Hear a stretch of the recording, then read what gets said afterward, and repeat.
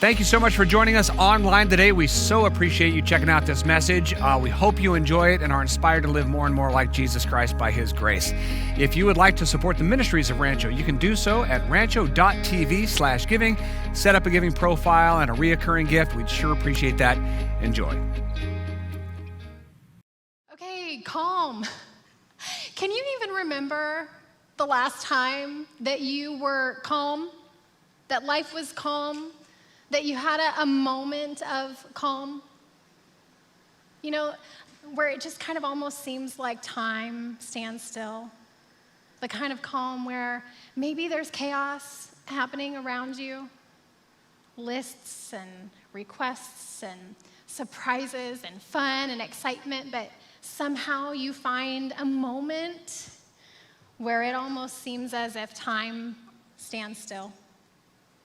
And it might be loud, but all of a sudden there's this moment of quiet, this moment of calm. I was thinking back to earlier this year when I experienced a moment of calm just like that. In the midst of a family vacation, we had driven up Big Bear Mountain for a long 3-day weekend with our family of 5 and my husband's side of the family, and all the packing and all the fun and all the planning, and we got to the house that we were renting together, and we got everybody settled, and everybody had fought over which room and which bed was theirs. And I was able to sneak away for just a few minutes to go for a walk. And I was hoping that I might be able to get down near Big Bear Lake and just experience a bit of calm in the midst of a really fun and full and exciting weekend. Now, on our way up the mountain, it was the most beautiful drive I've ever seen in my life, because the night before, we had a winter storm, and it had dumped snow. Every branch was full of snow. I had never seen icicles like this before. And so part of what was motivating me was I wanted to get outside before the sun melted most of that away and just really kind of experience the wonder of the calm that snow brings, which most of us in Southern California don't get to experience very often, and I'm grateful for that. So I walk and I find an entrance to the lake. And as I'm walking, there really is just this stillness, this calm that comes when you look out and everything is blanketed with snow. And so I took a photo that I want to share with you today of what it looked like. I mean, just peaceful and still and calm. There was no one else there. I could not see another human being. And it was just this moment. And then all of a sudden, I turned around and I saw a pack of wolves. Not 1, not 2, not even 3. I lost count at that point, but they were wolves, and they were not on the other side of the lake. They were on my side of the lake. And I went from calm to panic. Now, I did not take that photo because I was too terrified in the moment to take a picture. I got that off of Google. But I promise you, I am not exaggerating. They showed up out of nowhere, and they are just walking around the lake. And so, do you know what I did? I called my husband. I don't know what I was expecting him to do in that moment, but I needed him to know that I was probably about to die.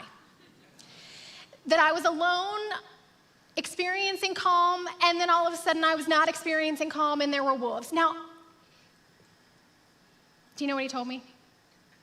He said, "Honey, are you sure they're wolves and they're not coyotes?" No, they are wolves. I know what a coyote looks like. These are not coyotes. They are wolves, and they are walking, and I am walking, and I'm trying to keep my distance, and obviously I survived. Everything is okay. But they invaded my calm. And then I need you to know, it happened to me again this week. Not the exact same story, but something very similar. So here I am on a walk, same trail in my neighborhood that I walk multiple times a week.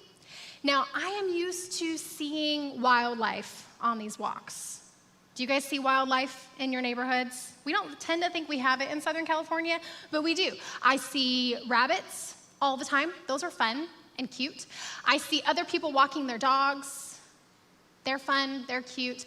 I see roadrunners. Do you have those birds in your neighborhood? Like, those are so fun to just kind of watch them run through. I think they're hunting lizards or something. We also have a neighborhood stork. Do you have one of those? Now, I know that technically they're cranes, but it's way more fun to call them a stork. And when you see them take flight, it's pretty fantastic. So I'm used to seeing wildlife. So I'm on this walk. I'm experiencing a moment of calm in the midst of Christmas, which is full of chaos. Let's just be real.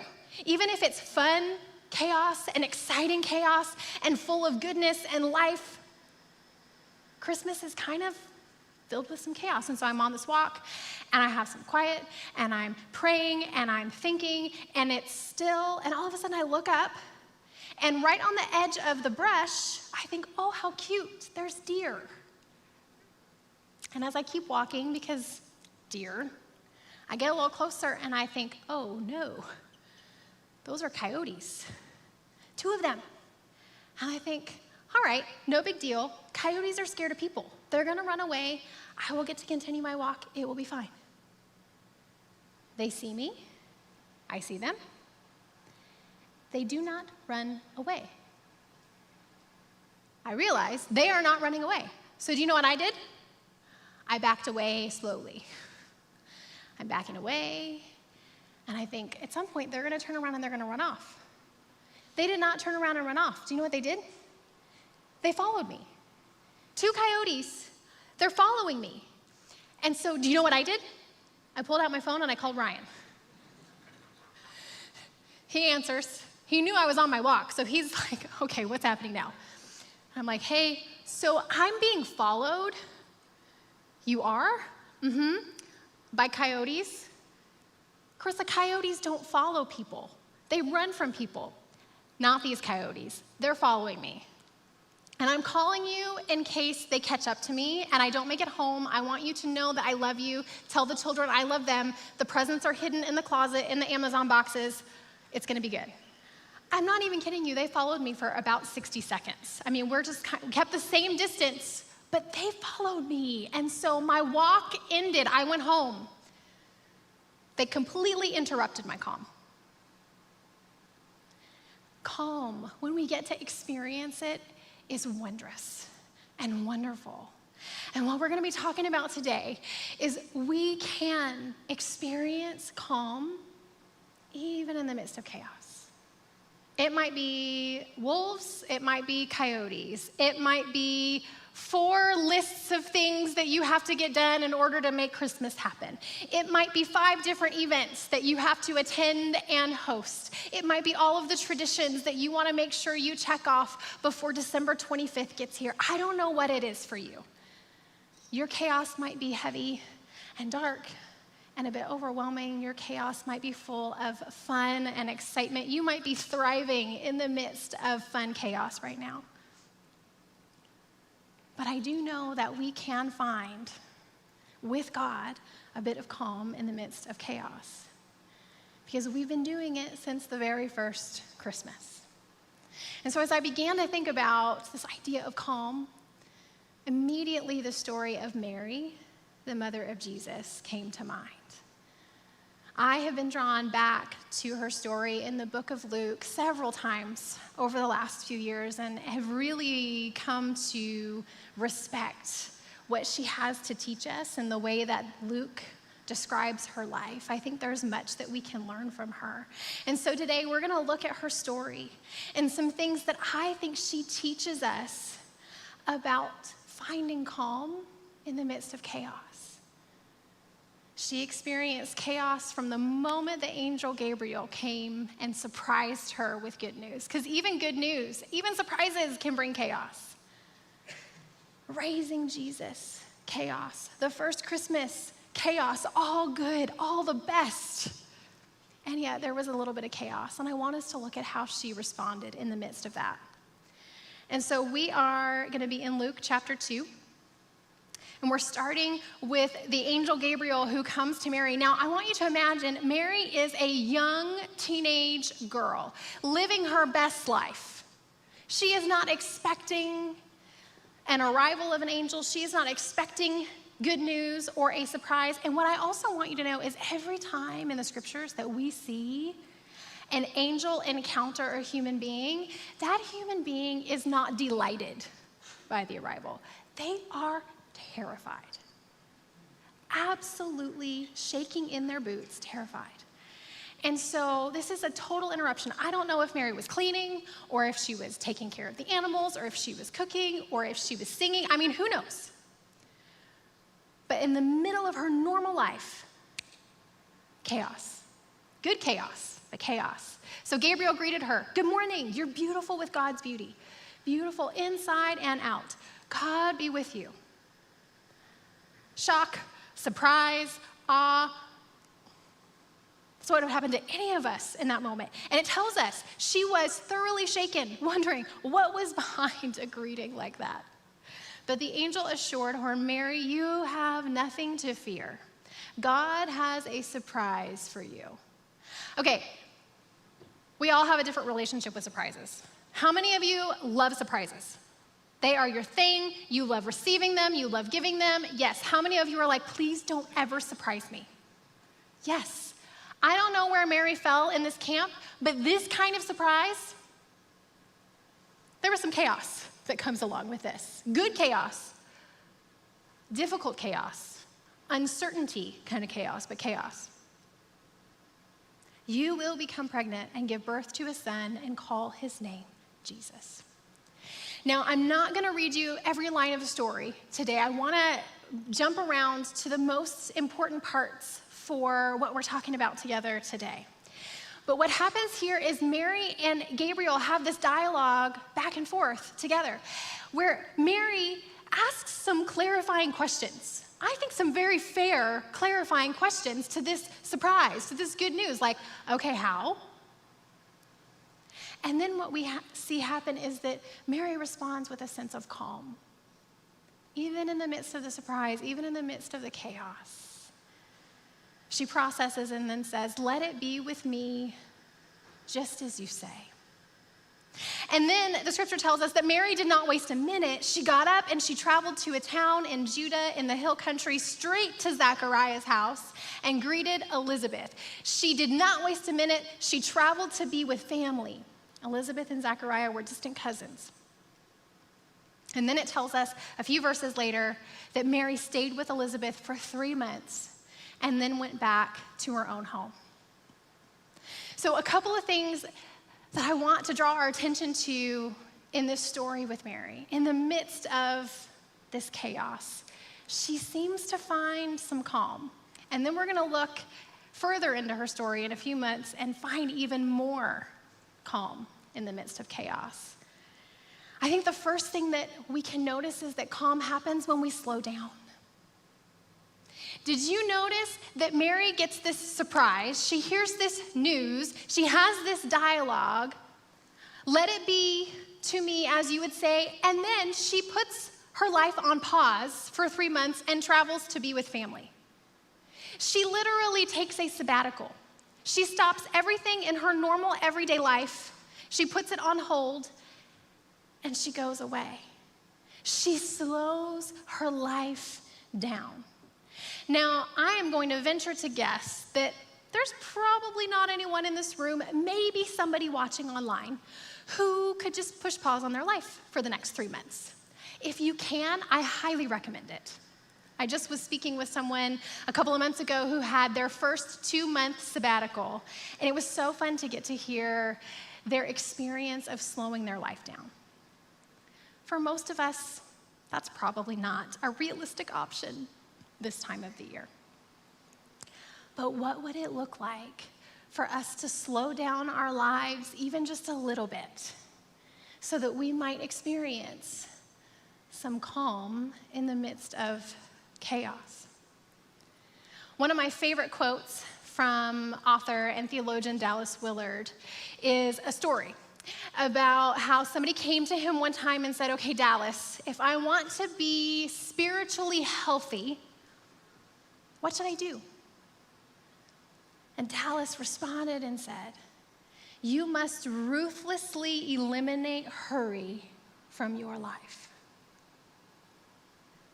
And from the moment I heard that, I thought, yeah, that resonates with me.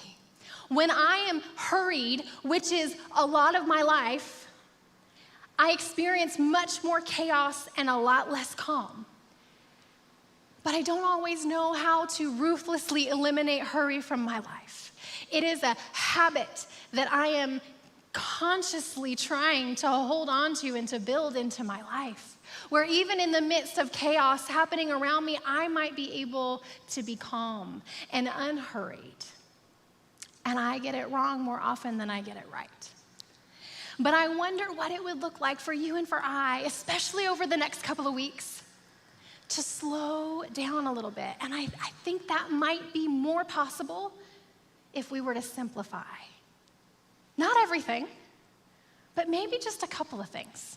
And so I had an aha moment this year, like this light bulb moment that I thought, oh my gosh, that is my most brilliant idea that I've had in a really long time. I can't believe it took me 37 years to figure this out, but this is gonna simplify and calm my whole Christmas season. Do you wanna know what it is? 4 words, that's it. Store-bought cookie dough. Game changer. So much of the Christmas season for our family over the last 12 years has been me thinking that these children need homemade cookies at Christmas time. Not just homemade cookies, but homemade cookies that you cut out and then you let the kids decorate. Do you know how much chaos that has created this time of the year in our family? I am not good at baking anything. But I kept trying and trying and trying, and chaos and chaos and chaos. And do you know who was enjoying it? Maybe the kids. I wasn't enjoying it. Ryan definitely wasn't enjoying it. But then this year I thought, why am I doing this? I can simplify this. The store sells cookie dough. You break it apart and you put it on the tray and it comes out. I might have added some red and green M&Ms. The kids are thrilled. We are much calmer. It's fantastic. So what might that look like for you? Now, some of you are thinking that this is blasphemous right now, that I would put any type of store-bought cookie, anything in the oven. That's okay. We can agree to disagree. But what would it look like in your life and in your world and in your story to simplify some things? Maybe to identify things that you're really not good at and you really don't even enjoy, but you're doing them because somebody said you ought to or you had to or you've put this expectation on yourself. And guess what? You really don't have to. If we can simplify a little bit and slow down a little bit, I think we are more able to see and sense some calm, even in the midst of chaos this Christmas season. And then we see in the story of Mary that calm happens when we do life with others. You see, immediately after she pushes pause on her life, she travels to be with her family. She travels to be with Elizabeth where they can connect and they can process and they can support one another because God was doing something surprising and incredible in Elizabeth's life as well. And have you had moments, maybe with your small group or maybe with your family or maybe with a best friend or a parent or a spouse where chaos is literally happening in your life in lots of ways? But when you can find the opportunity to be fully present with them, maybe over a meal or maybe in a conversation or maybe just experiencing a moment where there's just a sense of calm, where time just seems to stand still, I wonder what it would look like just in this week to look for an opportunity to connect with your people. Not add something to your calendar, but what are the moments and the opportunities that are already there where you can be fully present? Maybe it's that you show up in the conversation and you share about some of the chaos that you're processing. Or maybe you don't go there, but you show up and you are curious about the chaos that they're experiencing. I don't know about you, but there's something mystical and wonderful I have noticed when life is heavy and dark for me, and I get to show up and support someone else and kind of put my stuff off to the side. There's a window of calm there. It doesn't mean that I don't go back to my stuff, but there is a gift in being able to show up for someone else. There's a calm there, a peace there. This last week, we had a moment. It doesn't have to be a heavy conversation all the time. It doesn't have to be a big meal or a big to-do. Sometimes it's just a fun experience that you get to be in it together with people that you enjoy. We had planned that for Friday. That plan was interrupted by sick children. So we had kids home Wednesday, Thursday, and Friday from school. Do you ever get text messages from the school when your kid is out, and the school is essentially reprimanding you for keeping your kid home sick from school? I read the text and I'm like, this is not my idea. It was not my idea to have them be sick and keep them home from school. It ruined my plans for the day, but thank you for reminding me. Okay, I digress. Friday, we had this plan. We had good friends, Ryan and I, that we enjoy spending time with, that we can be real with. We can just kind of show up however we are. But we were gonna go play pickleball on Friday, because when we play pickleball, you can just be in the moment. I can pretend that I'm still athletic. My competitive side can come out. We just have fun, and then we're gonna go to lunch. We're gonna talk. We're gonna catch up on life. Now, we didn't get to do it, but if we had, it would have been a moments of calm in the midst of our chaos. We are gonna figure out how to reschedule that, by the way.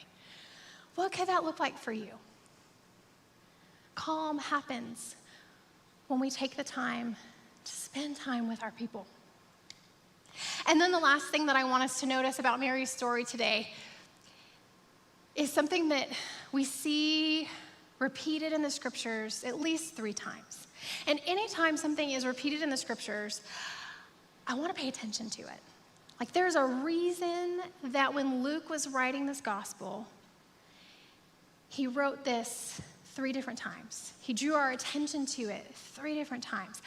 What is it that maybe God is inviting us to learn or to notice about the way that Mary processes chaos in her life and in her story?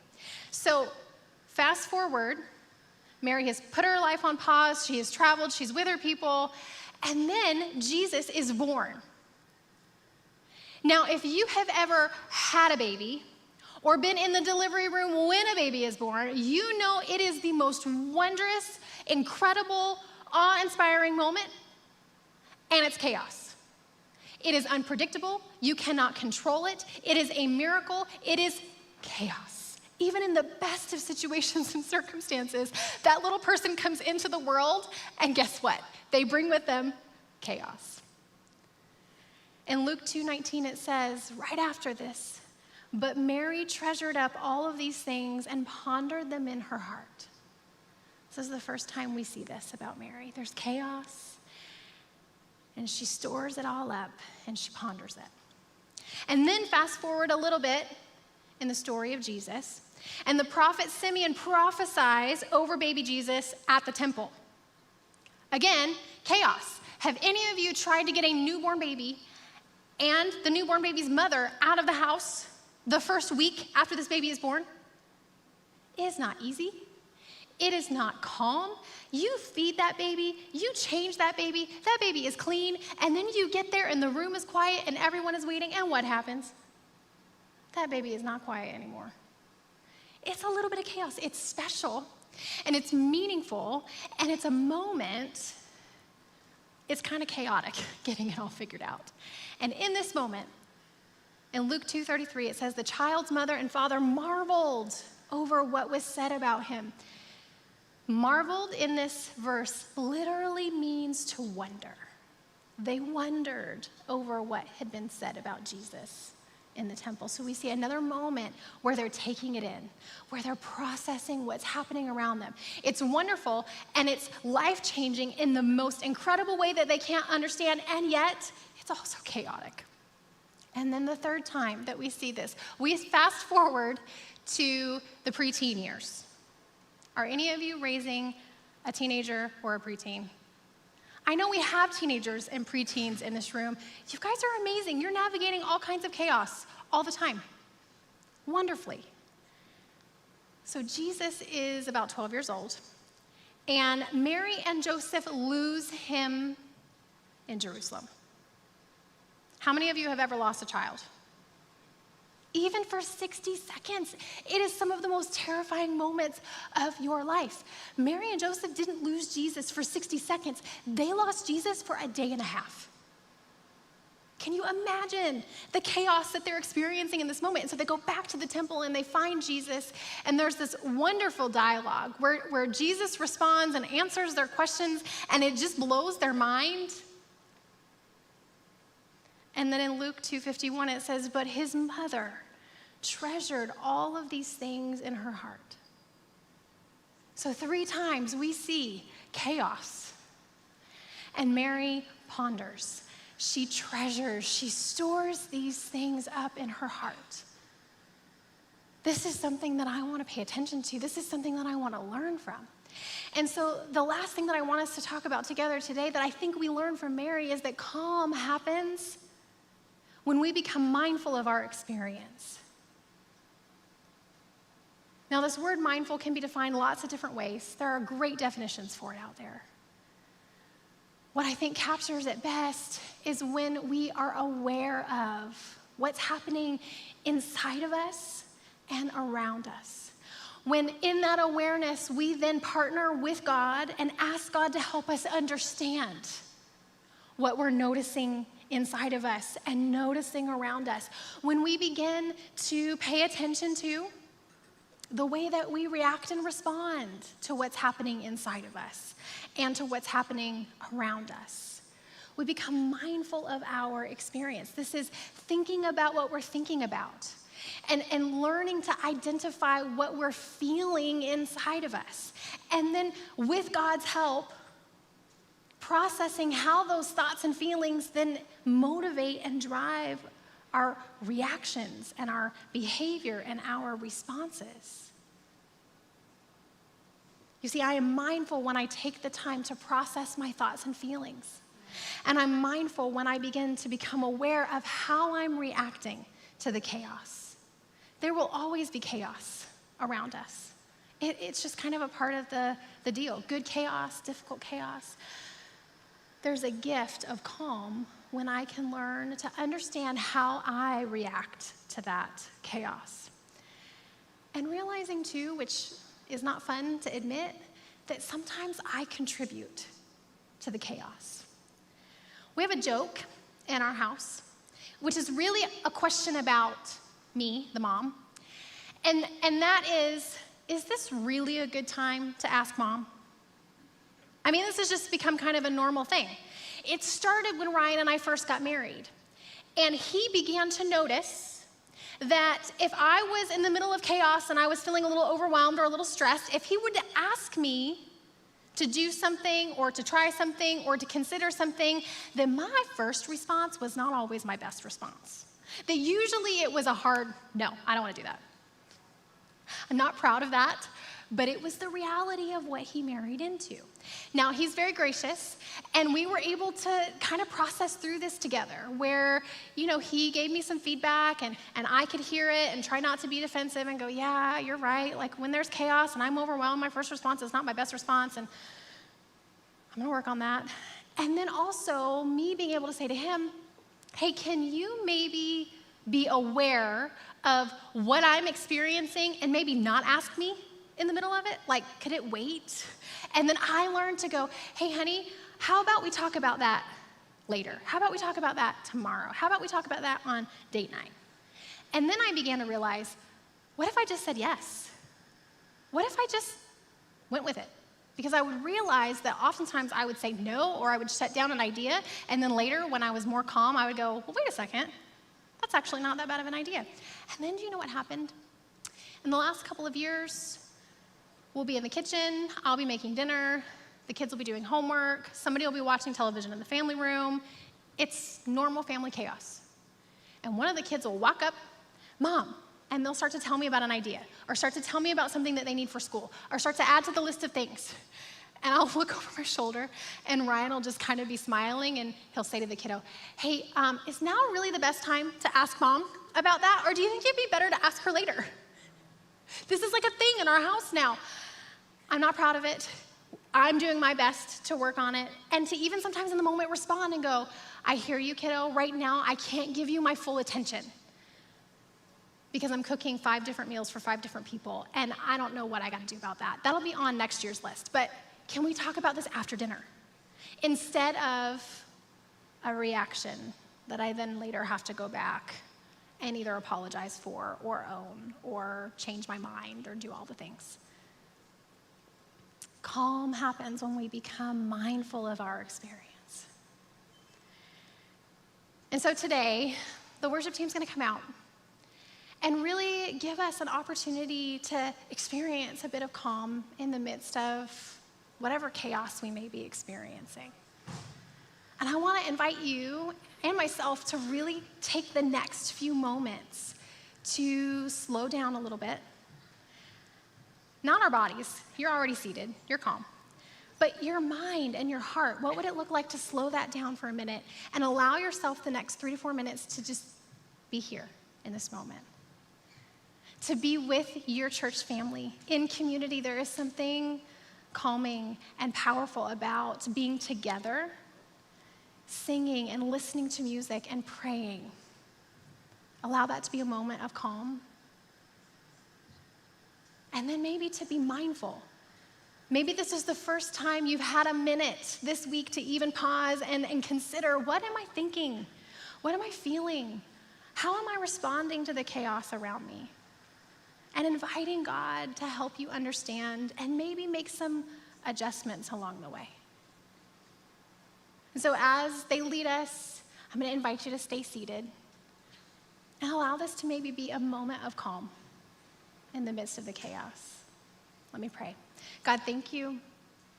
Thank you that we have stories like Mary's where we get to learn from others who have discovered what it looks like to pay attention to your presence in the midst of our lives. You are always there. No matter what chaos is happening around us, the gift of Christmas is that you are Emmanuel. You are God with us in the midst of it. Help us this week to slow down. Help us to enjoy moments with our people. Help us to be mindful with you and to experience a sense of calm regardless of what's happening around us. In Jesus' name we pray. Amen.